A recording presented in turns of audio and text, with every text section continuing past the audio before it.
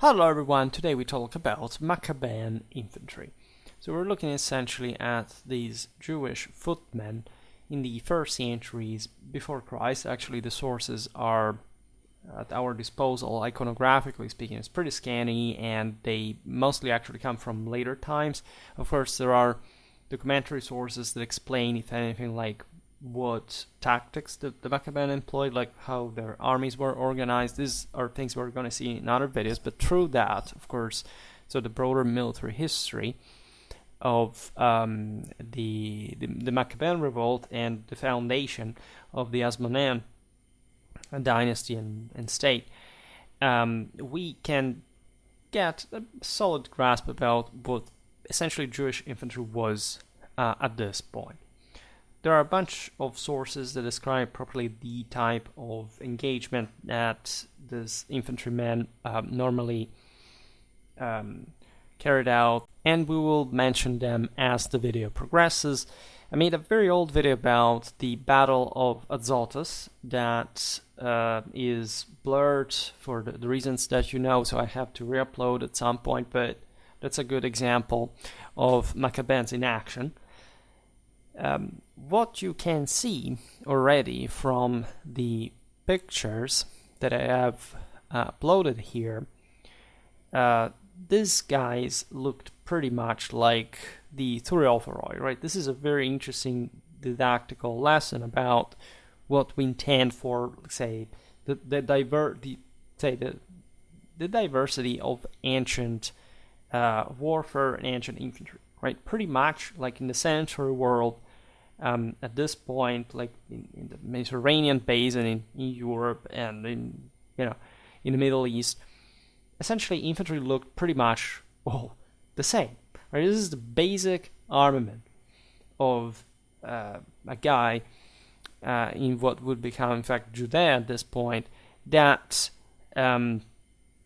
really is equipped in the same identical way that the average trooper, like not even the Thureophoros as an Hellenic thing, but probably all warriors that have been out there had been about, right? A javelin / spear, an oval shield. In this case, at least in the model that I present here, like there isn't much extra arms and armor because I wanted to emphasize the poverty, like also the primitivity of this kind of still, however, effective combat. As you know, there is an evolution of of Jewish warfare. Like during the Maccabean revolt, you have essentially a guerrilla style warfare. Then, as the Hasmonean state develops, you have something more powerful, like more solid battle lines. So this is the usual progression, pretty much affected from tribes to states, right, that you find among other peoples. And just also the way these heavy infantrymen, because technically these are heavies, right, they can perform like some skirmishing roles, exactly as this were alpha, right, they're a bit of a hybrid, but they're actually standing their ground. Just the other day I was making the same point for actually a medieval unit, the Bidot, right, that are called javeliners, but you see them also equipped as spearmen. Sometimes the definition is a bit looser, but in fact, even when you look at this ancient Jewish armies, and a bit like the ones of the time, you realize that the function, especially in this hybrid between tribal and settled times, was always there. And of course, there would be more variety here. I don't think we're going to make many other videos on probably specifically Maccabean infantry types, because that's how far we can go. Of course, today we will highlight how there was other armament available, surely heavier troops, and of course there were also other types of tactical specialization. Today we talk about essentially this guy plus the slinger, right? And that is pretty reflective of the local warfare, that also in coping with the type of enemies that existed out there. That the Jews at this point have a pretty tormented, let's say, situation, at least until the probably the Maccabean revolt, because of the Syrian wars that were being fought between the Seleucids and the Ptolemies. What is fascinating very often is the background of these soldiers. Some of them had been, in fact, proper soldiers from, for example, we know the Ptolemaic armies, the Seleucid ones, and there are people who point out how, in fact, these forces were able to take on in pitched battles, also the Seleucids, for example. So we'll have to talk about this, and also considering what was, as always, from the other side. As we were saying before, there is really a very little contemporary evidence on the appearance of the armies of Judas Maccabeus, the guy who started the revolt, and his successors' troops. Right, so that most of the information we get comes from the address of the Jews, like from later sources, mostly from the Bar Kokhba cave find. So we're talking about the famous Bar Kokhba revolt of the 135, if I'm not wrong, in the 2nd century AD, Roman times, and that applies. We will make videos, in fact, also for the early imperial period, first centuries CE. But the armament is strictly offensive and defensive, panoply, like the panoply as a whole, comes from a source called the Rule of War, which essentially describes a possible organization for the regular Judean troops, and that belongs specifically to the famous Dead Sea Scrolls. Right, so we are in post-Maccabean times, perhaps as late as the 1st century AD. Like, the chronology of the Dead Sea Scrolls is notoriously debated. Is quite important also because of the study of Christianity, of Judaism, and so on. And it's an interesting source, if anything, because at the time it describes, what the Jewish revolts were about, when there is an apocalyptic war, right, from Judean perspective with the against the Romans, right, that are essentially described as the empire of evil and etc. And there are lots of philological and historical problems in the interpretation of the Jewish organization and equipment, right? There is enough information to suggest that things had not changed dramatically from Maccabean times, even though there had been probably an Hasmonean power historically, and the Maccabeans against the Romans were fighting essentially as guerrilla fighters mostly, and not having that statehood that could simply oppose itself directly au pair with, of course, with imperial forces. There is surely also an Hellenistic and specifically Seleucid influence, which is difficult to assess. We will see it perhaps better in the videos about strictly the organization and tactics. Today we focus more on the latter, like a sort of a bridge with the unit type, obviously. And the question is, how much did the author of the scroll, specifically this Rule of War, would be influenced by that historical past and example, right? And so how much this description of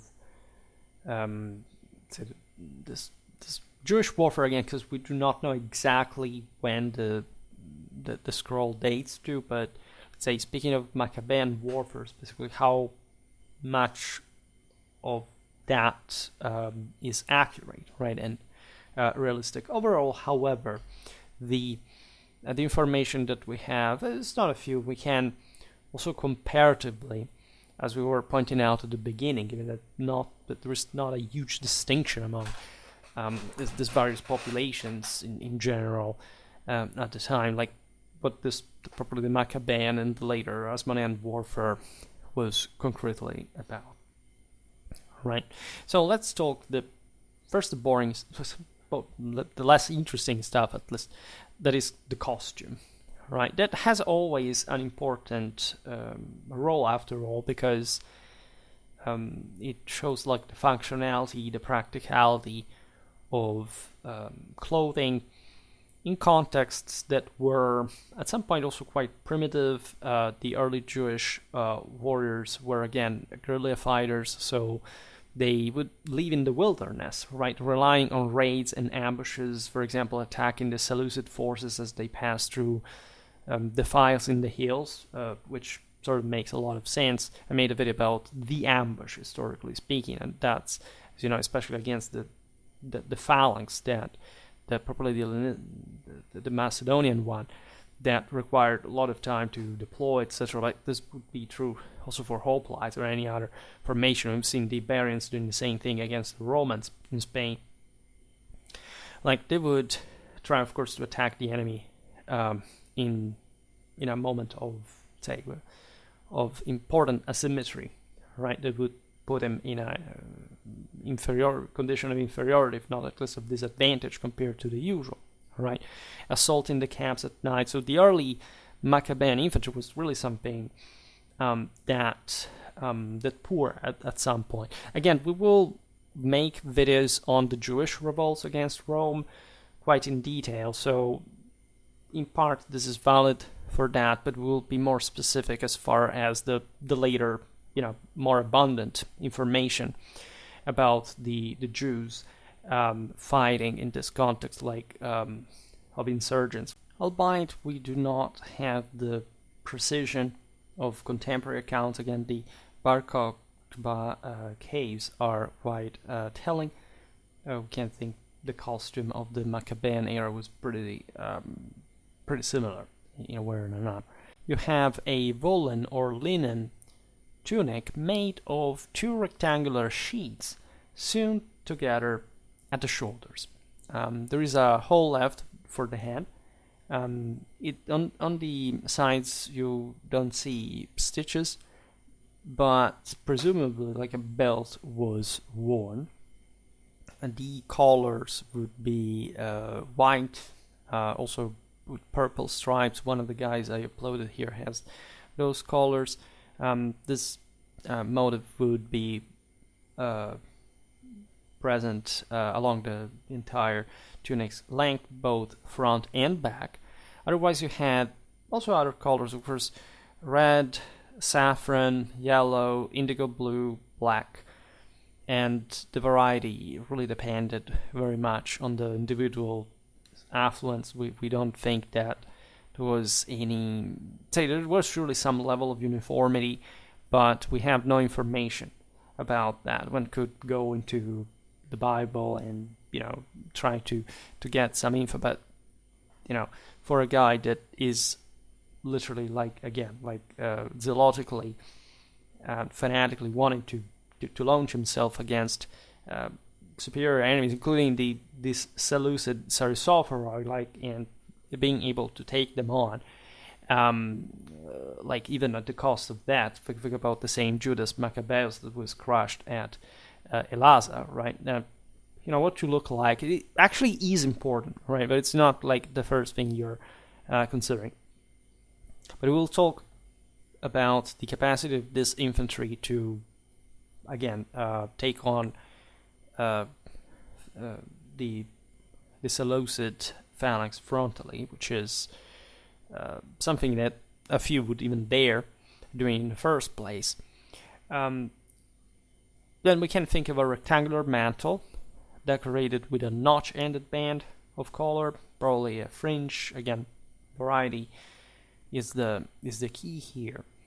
In any case, the mantle seems to have been draped to leave the right shoulder uncovered, as it facilitates the movement of the main arm, right, for fighting. You see here with these massive spears / javelins, about the entire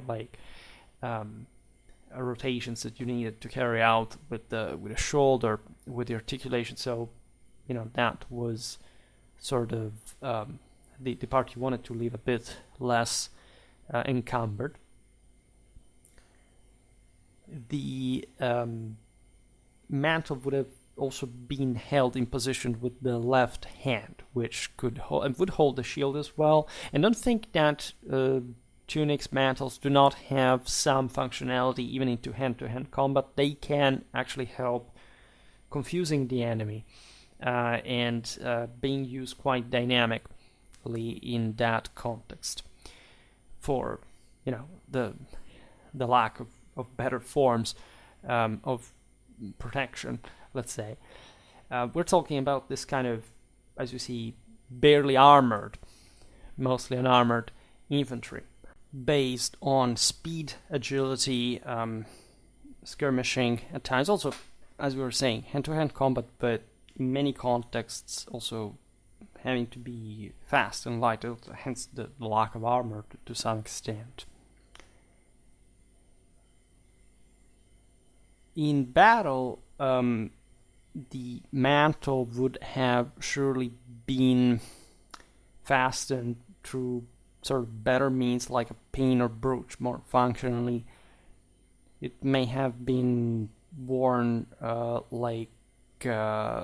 leaving, for example, the right shoulder free, as we were saying, or else like a conventional clock as well. I mean, nothing prevented you from using your right arm also with the cloak in part on it. Footwear would be leather sandals, right? So pretty standard, pretty basic. As you understand, there is nothing strictly military in here, just the war gamistic details sometimes asks you for like what did they look like also in clothing, that they have a playlist dedicated to military dress, right? So that's also relevant. Let's increase, let's make it a crescendo. So in fact, let's not jump directly to the heavy infantryman. So talk about the slinger for a while. What the general function of the slinger really is. The slingers are mentioned specifically in the rule from the Dead Sea Scrolls, which possibly takes inspiration from the first book of the Maccabees proper, where at 9:11 you have a mention of the slingers. The army of Bacchides marched out from the camp and took its stand for the encounter. The cavalry was divided in 2 companies, and the slingers and the archers went ahead of the army, as did all the chief warriors. Alright, so we will see now in part how this infantry operated, but it's obvious that the lighter troops, mounted and dismounted, by the way, would be skirmishing in the front, also just to give the battle line time to deploy, and so harassing the enemy, like making a bit of mess, making a bit of screening, and hopefully also inflicting some important loss. I mean, the sling, as you know, is not just like a these troops are not necessarily elite slingers of some sort. We've seen there are archers as well. We talked recently about the concept of elites. When you think about, the Cretan archers or the Rhodian slingers, why were those better and how performing were they? Slingers are pretty effective at some points, given the blunt trauma that they can cause underneath the armor. All right, and at some point it was believed that, in fact, slingers were more effective than archers in this ancient Mediterranean context. This doesn't tell you how relevant single slingers really were. Of course, if we make biblical references, David's weapon comes to the fore, and that's a bit like the way of fighting of the Jews. At some point, we've seen them coping with the Canaanians, like in the late Bronze Age, in a recent military historical unit video, by the way. So it's just a national weapon of some sort, those who live at the outskirts and manage to rebel, to rise in God's name, ready either to leave or die, or to die valiantly. But in general, like light infantry, as we explained countless times, is light exactly because it doesn't have like the decisive power that the heavies really have, right? Yet slingers would have been important in the Jewish armies at this point. And even more of probably the early guerrilla phase. Similar light troops would also serve in later armies, of course.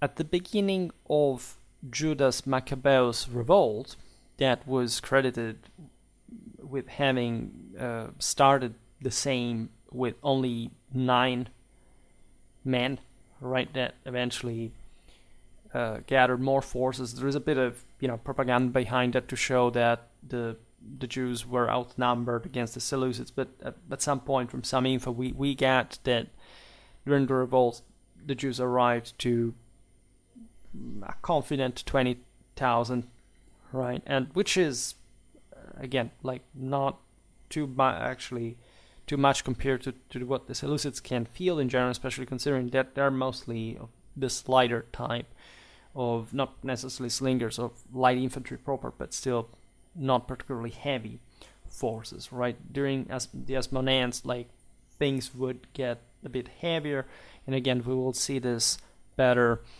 in another video, because you don't get it from the single equipment that this pretty basic sort of average type of troopers would have. It has to do also with the collective training, with the commanders, with the logistics, and more, right? So that's another story. In any case, in this earlier time,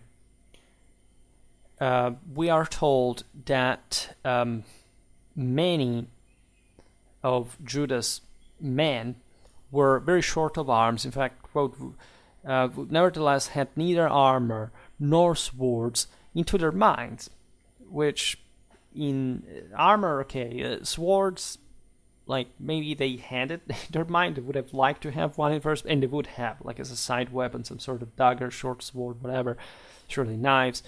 But at that point you would also be maybe armed with javelins, bows, slings, rather, right? So that does make a lot of sense, especially for a force that has the disadvantage strategically, and so that tends to resort to this kind of more of guerrilla warfare, not exposing too much in open field and mostly ambushing the enemy in the usual occasions.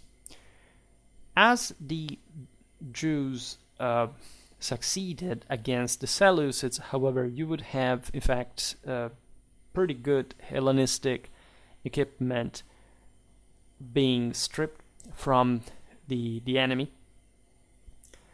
This would presumably supply at the beginning most of the deficiency in arms and armor, at least in literal arms and armor, but also the sort of the very fine types that you could find in the Seleucid arsenals. We have to make more videos about the Seleucid army. Judas himself, using until this death, the very sword he had taken from the defeated Seleucid general Apollonius, that, as you can imagine, would have had some of the most fantastic panoply available. The rule describes the slingers in their skirmishing function, that is, shooting, then falling back on the wings of the main formation. This is interesting because, as we will see now, the infantry formation was meant to have, according to the rule, which probably was possibly, if not probably, imitating Asclepiodotus, would have been deployed in a line, concave with the wings advanced, or convex with the wings refused, depending on the situation. So this included actually all the units, as you understand, including cavalry, by the way.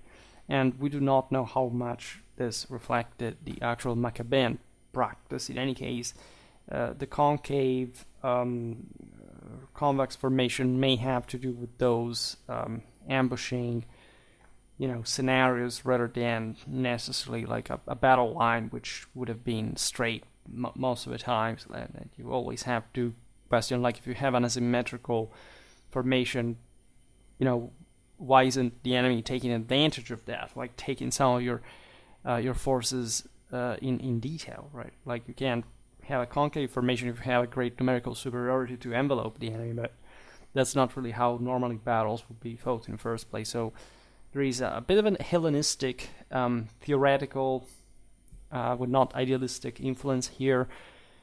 It's likely that Maccabean armies had a much more symmetric formation, as a matter of fact, on the battlefield. Right? And it's just the fact that their forces were sort of lighter that rendered them more flexible. The armies would be perhaps even less orderly, and more ready to give way to seek refuge around and to resume guerrilla than actually, having to do with any sort of doctrinal way of arranging this formation.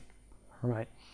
So let's pass to the heavy infantry, because it's the way it's depicted here is essentially the bulk of what is described in the rule as the Jewish force, right, on foot. As you observe, there is no armor, which doesn't mean that, of course, there weren't Jewish armored troops. Actually, there were, both mounted and dismounted. The shield is interesting. It's, as I was saying before, it has pretty much the same characteristics of Thureos, and just the entire panoply here is basically undistinguishable from the one of the Thureophoros. And the size of the shield, as described by the rule, is a bit above 1 meter in length, something like 2.5 cubits would be something like 45 inches or something. And in breadth, 68 centimeters, 27 inches, 1 cubit and a half. This, again, is pretty much like the standard type of shield that you could see around. There were some speculations regarding also the later times in Jewish history of the adoption, for example, of the Roman scutum at a point. Essentially, the Italics, the Celts, had brought this sort of heavier, bulkier shield around. In fact, the same Thureos, which, as you know, in Greek means door, that would have been adopted either by the Celts invading the Balkans, right, getting in contact with Macedonians, or by the Oscan mercenaries of Pyrrhus, right, coming from Italy to Epirus. Is not the exact type of Thureos, as it was called in the Hellenic sources, that eventually would spread in properly the Hellenic and the Hellenistic armies. In this case, the shield was smaller, right? It was also less concave, as a matter of fact, because it mostly pertained to types of troops that were lighter. And in fact, the typical Thureos, as we've seen in the video about the Thureophori as well, was sort of flatter, right? Slightly concave. In this case of the Jewish infantry, yeah, I mean, there could have been varieties. The notion is that the more concave the shield, and sort of more individualistic and warrioristic the guy is, but also sort of tending towards the elite and very heavy infantry.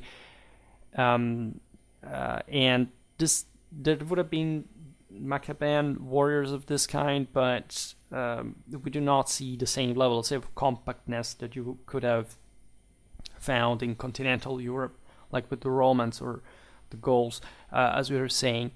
Rather something lighter, more primitive and connected to this guerrilla tactics. So pretty much more similar to the standard of some sort of outer areas of Mediterranean, like the Balkans, as we've seen. Also, Anatolia was technically full of these lighter forces, and so the Jews were not particularly different from this.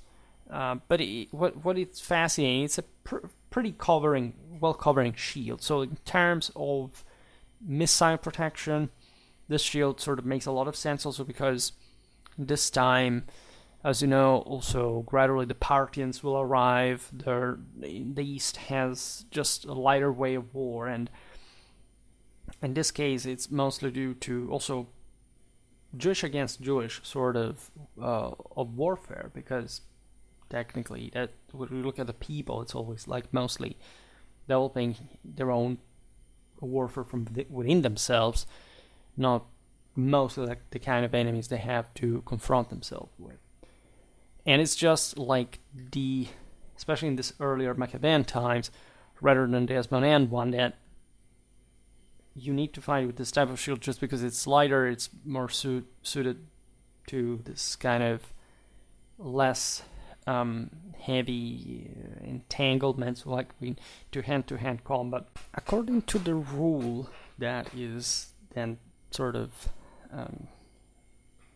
probably really very Hellenistically influenced in a conceptual way, said that the Jewish battle lines had to be preceded by literal towers, as they're called.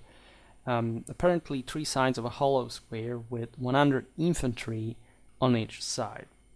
Right.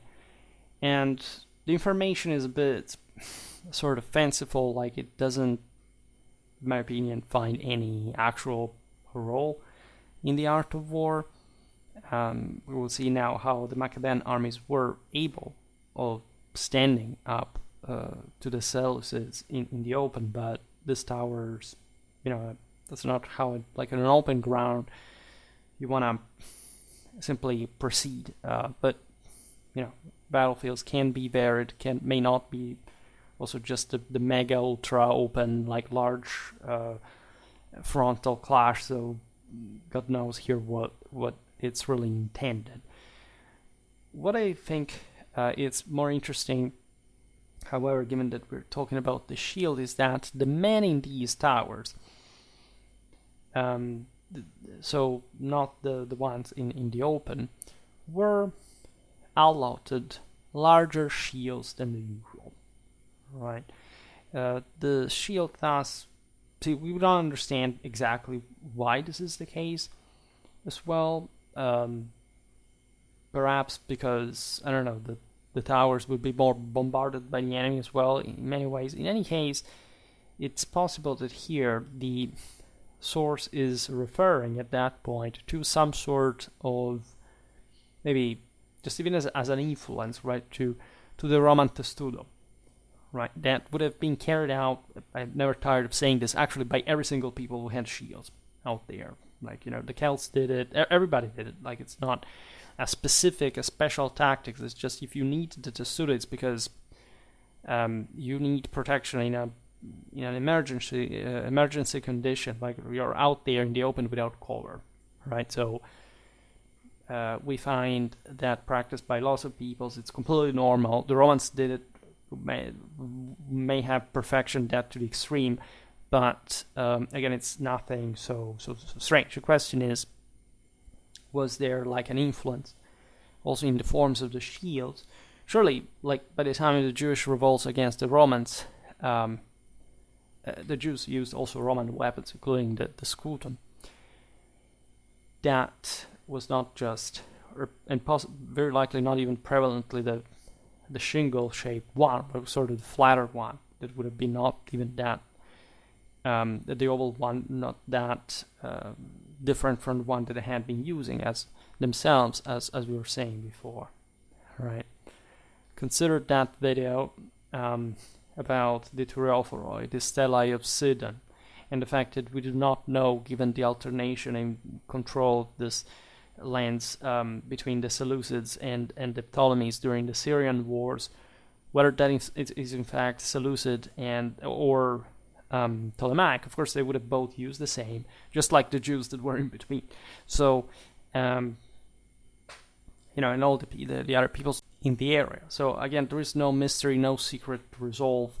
The Jews would have had pretty much the same type of shields that the others around had, and the heavier troopers would have had heavier, larger, probably also more concave, more robust shields, and the lighter troops smaller, lighter shields, flatter ones. Like, that's it. speaking of the offensive weapons of this Maccabean infantry, from the rule we have a 7 cubits, that is 10 foot 6 inches, like in 320 centimeters, let's say, long spears, which are impressive. They're not as long as a sarissa, but they manifest some capacity of keeping cavalry at bay. And of course, again, there would have been throughout, like, especially Hasmonean times, like all the time and capacity of creating some solid heavy infantry battle lines were used also to cope with enemy cavalry, and also quite consistent. One thing about the one of the Seleucids, the same elephants, then you get a bit more mounted warfare as time progresses, like in the Levant. Let's remember that this is just a source stating that, of course, there were also shorter spears, right? But the list is also this spear of bit more than 3 meters long, then javelins, and a sword, which is again pretty typical of the average infantryman around in the world, in the classical world. And the Thureophoros are just pretty identical to this conceptually, right? We do not have better data to assess like how the spears were used in a collective fashion, if there was just the need to keep like the enemy at a distance because of the lack of armor. There was some more solid capacity to withstand, again, even probably very heavy attacks, also missile ones. So with an armor and all,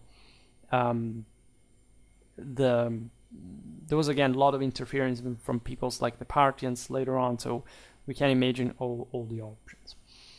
We just don't get the impression that Jewish infantry was at any time particularly heavy compared to the one of its neighbors, but there are interesting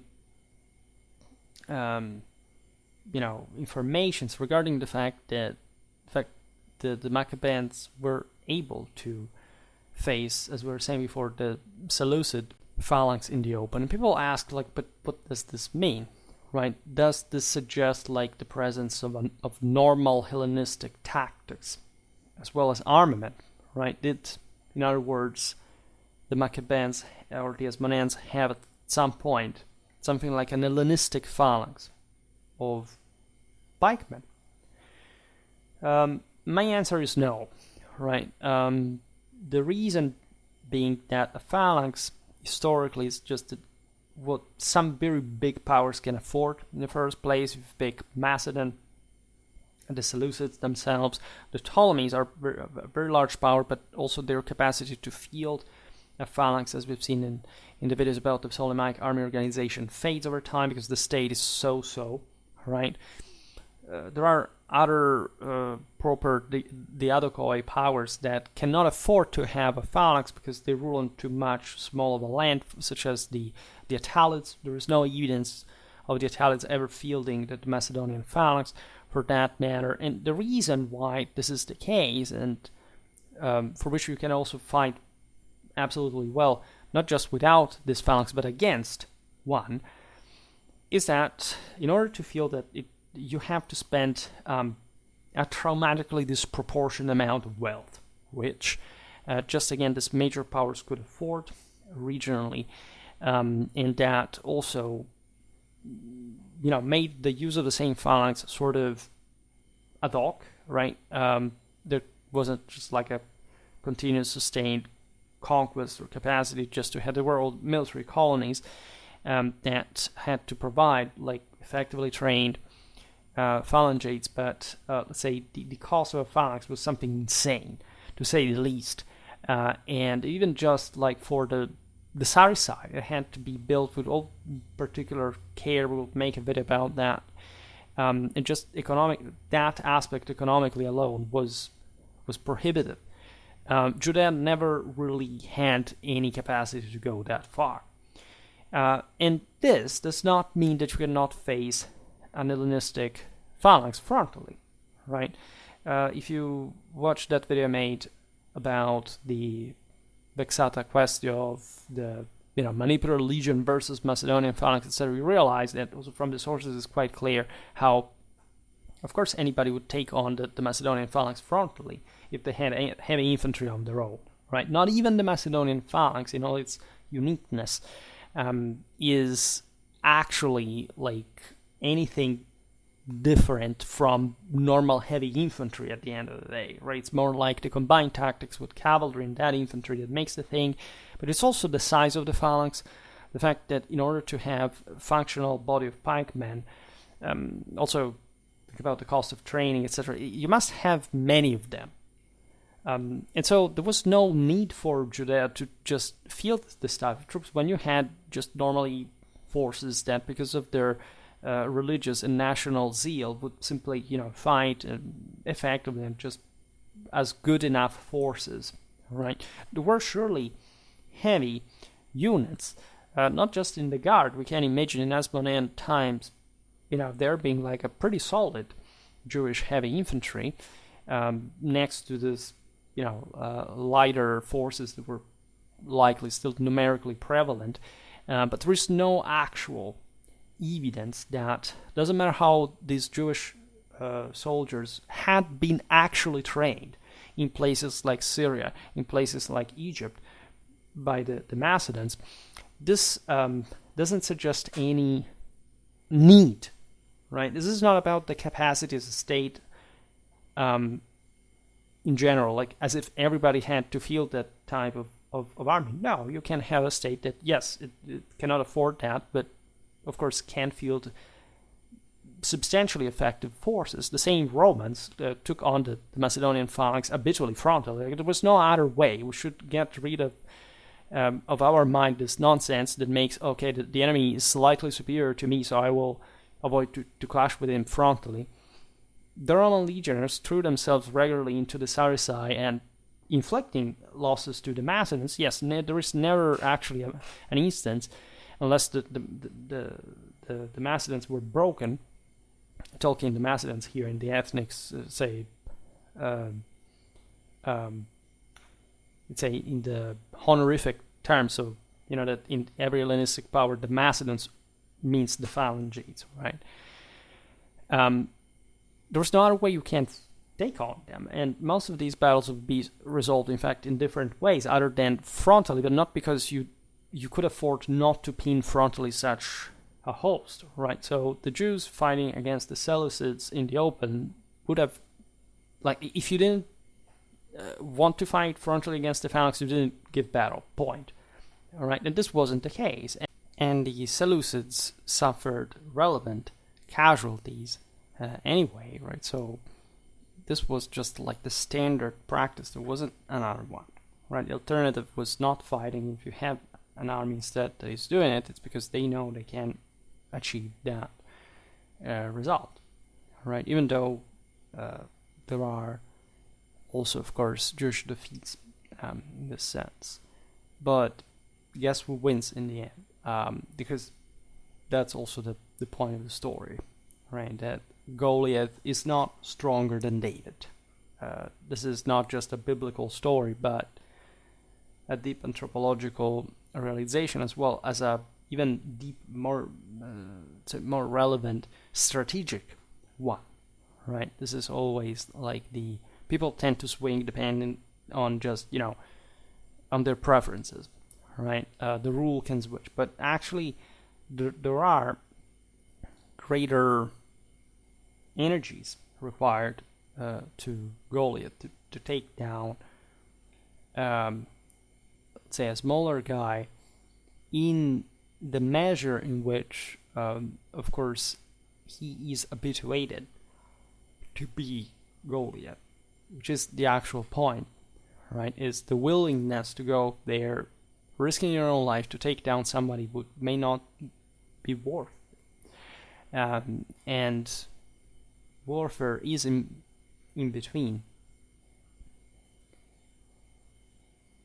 We know that Jewish infantry would take on the enemy phalanx at close quarters. The general may have commanded one cavalry wing in the meanwhile. So again, we will see this better in other videos, in which we will lay, and also talking about battle, single engagements. Regarding the aforementioned panoply, people have made the point, oh look, these Maccabeans look so much like the Thureophoros, or they look so much like the Romans.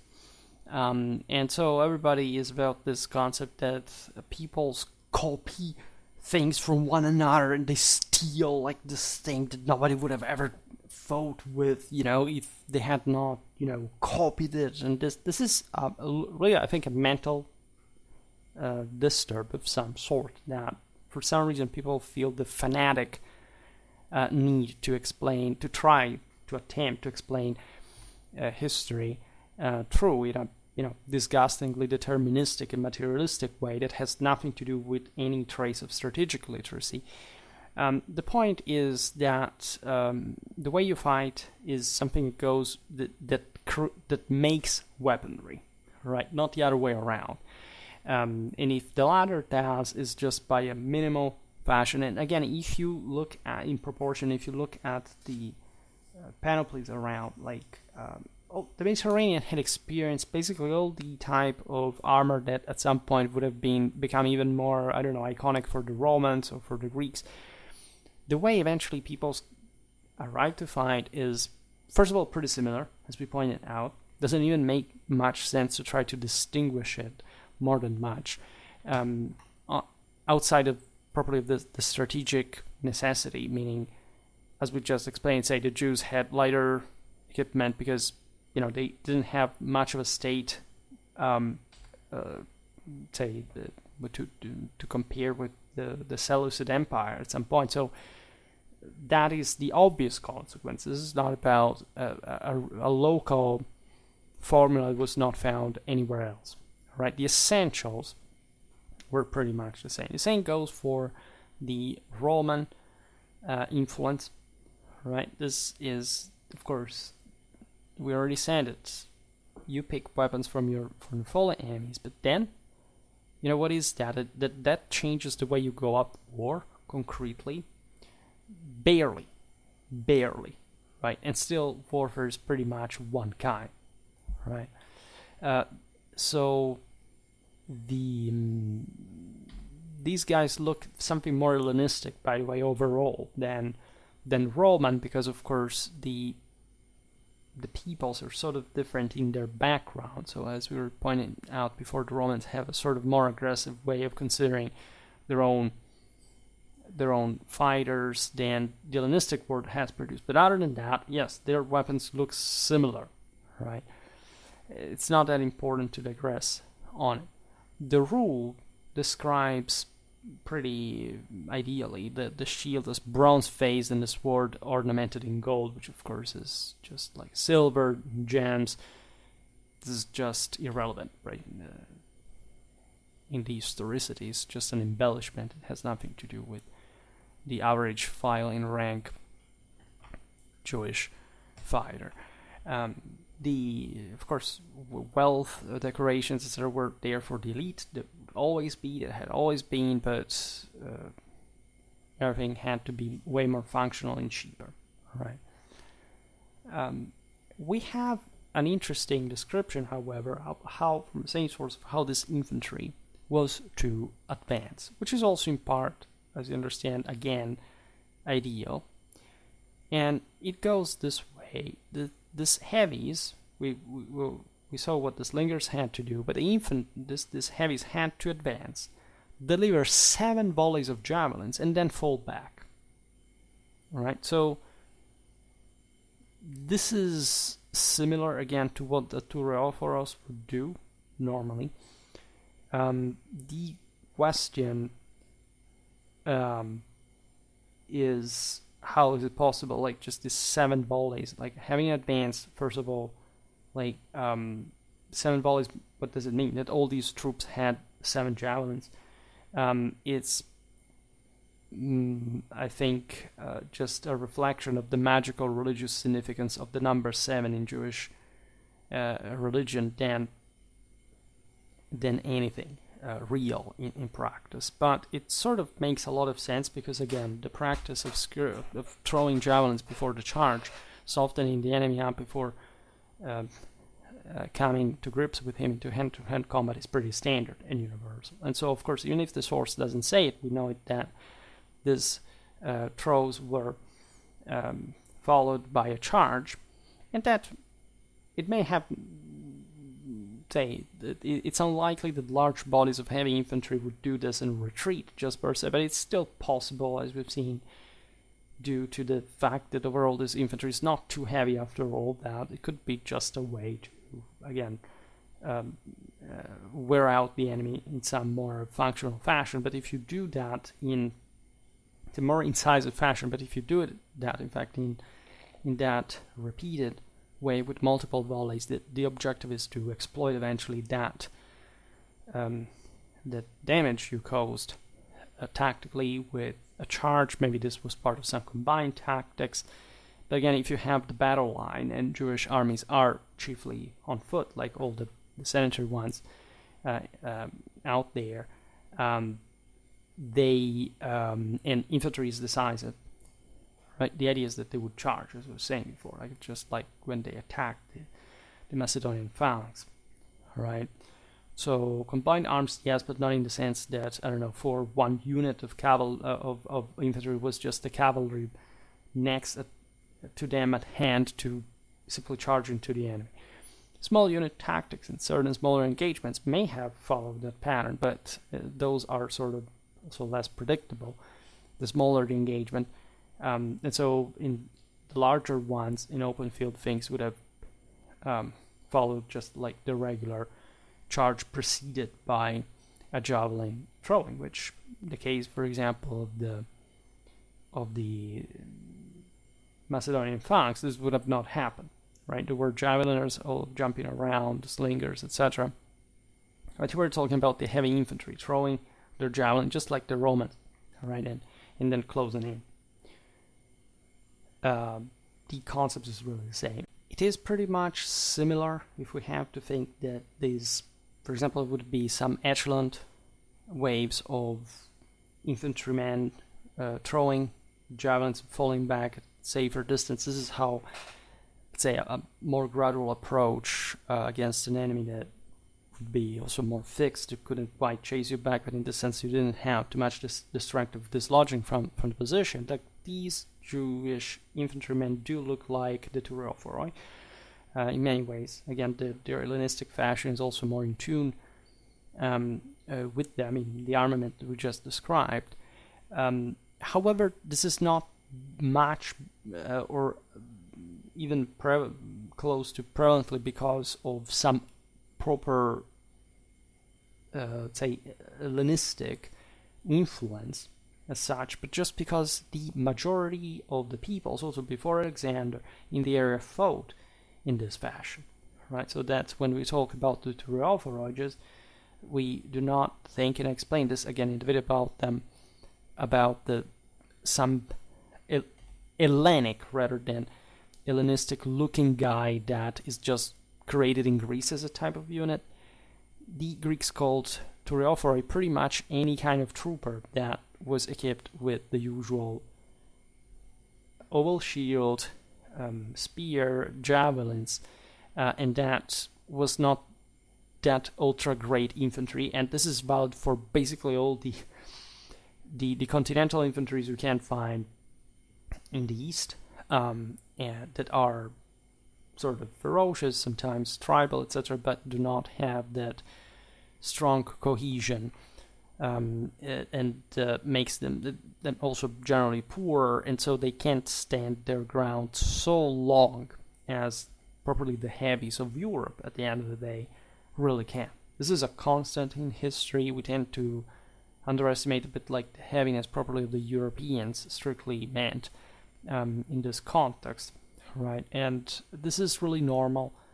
You can, as I said before, take on the heavier forces also with these guys, but they're not just going to last as much as those, right? So either you do something else with combined arms or not. And so this way of sort of staying a bit more distant, stay a bit more away from trouble, is quite telling overall what also the average Jewish infantryman would have been about. But in order to understand best what these guys were really about, in fact, in the face of pretty dire straits and unfavorable odds, because it's not that the enemy is just waiting for you to try to hit him, right? They're going to, if you can't take him on in open field, he's going to march on your land, right? And so at that point, you're going to be incredibly driven to crush him, like with hatred, with again that resistance to the invader that the Jews put up ferociously in these circumstances. So one must understand Jewish spirituality, the religious enthusiasm, right? The zealots, a sept of the first century Second Temple Judaism.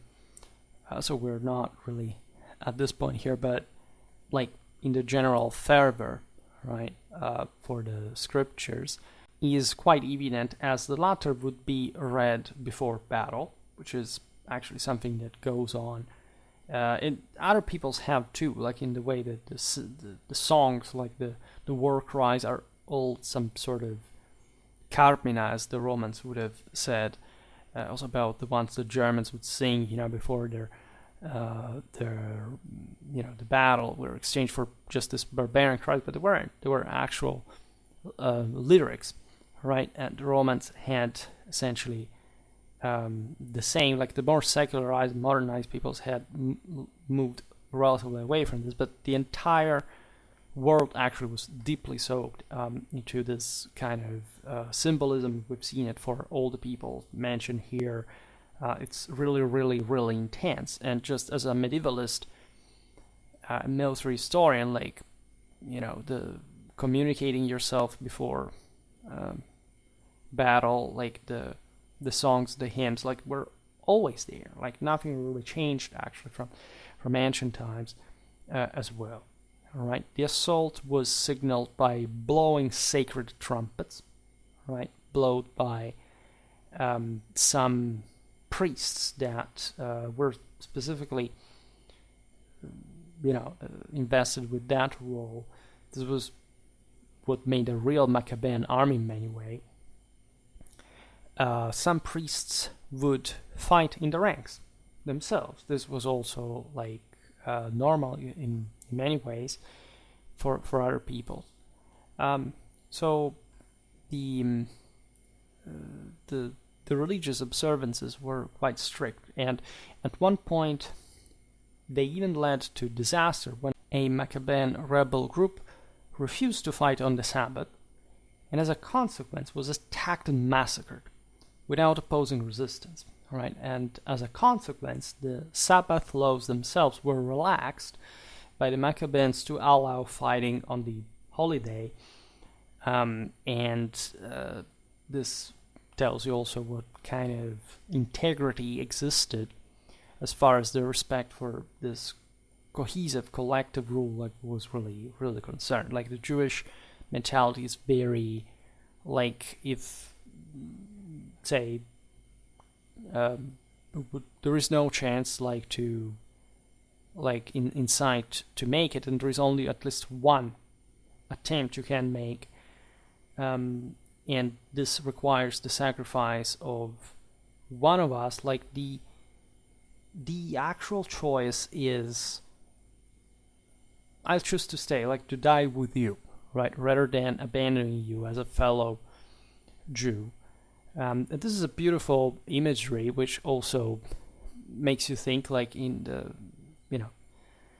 in the wake of the dramatic events, suffered by the Jewish people throughout their history, and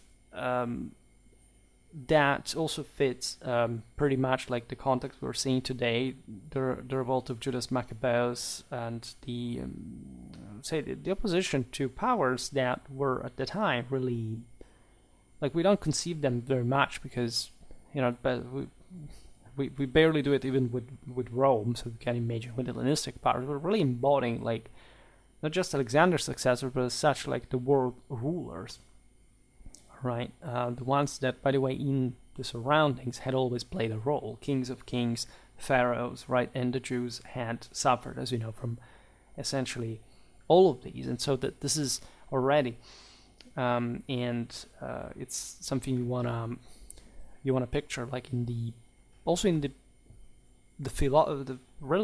military philosophy of these people. Right? Much more could be said. I actually have inserted lots of videos about Jewish history that just come out less often due to the famed cycle, but there is really a lot to say about Maccabean warfare, and hopefully we will be discussing it again soon. I don't think I have to add much else. What could we talk about? Well, there is always something to talk about, admittedly. It's just like what I always leave you with. It's a bit the simplicity of the picture. Like, don't overcomplicate military history, because military history in itself, like the history, meaning what you have to do in order to learn it, is relatively complicated. At least it's complicated to dissolve like the shadows in your mind to approach it correctly. But let's say what happens in warfare is, after all, quite simple, right? Von Clausewitz is also quite open about that. Like, war is simple, like it's just difficult to do, and so it's mostly on this aspect that you have to concentrate and understand how, after all, war is primarily a clash between moral forces that reciprocally influence each other, and to a level of intensity that is, in terms of positive control, the same is the highest. Like, considering what is at stake really, and the unpredictability of the outcome, like the highest in human history, like in humanity in the first place. So no wonder that, say, all traditional cultures saw war as sort of the supreme proof, right, of a people's capacity and more. So it's there is always like the subjectivity of things like victory and defeat. This is what people are obsessed with. They like defining rigidly what a victory or defeat really is, right? This does not fit the Clausewitzian theory in the first place. There are wars that nobody wins, right? There are wars that, have, say, victories that come, say, at a cost that maybe is excessive. They are equally but always in proportion to the player, right? And remember, I say the term player, not fighter, because von Clausewitz teaches us quite crystal clearly that war is a game, both objectively and subjectively, right? We will come back to Clausewitzian content at some point, but whenever I make these videos on like more encyclopedical, sort of categorical type of this troop or historical unit, but I always remember that these guys are people, right? These people literally existed, and of course they were not so categorical, but there is not this hypothesis, this simple standard you can pick in history or in reality just for saying this is always the same. There are so many things that are different, and the important is to read the pattern behind them. The pattern is similar. Strategy follows a logic, and you have to understand how it's just declined historically, and then realize also that these peoples were objectively, yes, that close to one another, and therefore, as precious as every information is in this, for this time in which there is so few, after all, disposal, as you notice also in this video, that this few things are, of course, more influential in the way which, in relative terms, we tend to learn about these peoples. And so it may seem that maybe they're so more categorical and definitive. Wargamers are obsessed with this data. Oh my god, how long was the spear? Oh my god, what does that mean? And they don't even reflect on the fact that, it's just a guy claiming at some point without any specificity what a spear length for people during half of a millennium may have been. That obviously, would have instead varied dramatically depending on the situation. So every information is precious, admittedly, but you also have to be fair about what that actually means and how it sort of agrees with the rest of what you have learned, and applying a bit of historical method, military logic, and sort of, plain reason and honesty. I think is always very important. Military history teaches you to do that, right? Military history must make sense, and it does when you actually do it well, right? Very well. In any case, I was glad to talk about these Jewish forces. For today, I stop it here. Just hope that you enjoyed this video. If you did, please share it. Otherwise, leave a like or subscribe to my channel if you're interested in my upcoming content. As always, I thank you heartily for listening to me. I wish you a nice time and see you next time. Bye.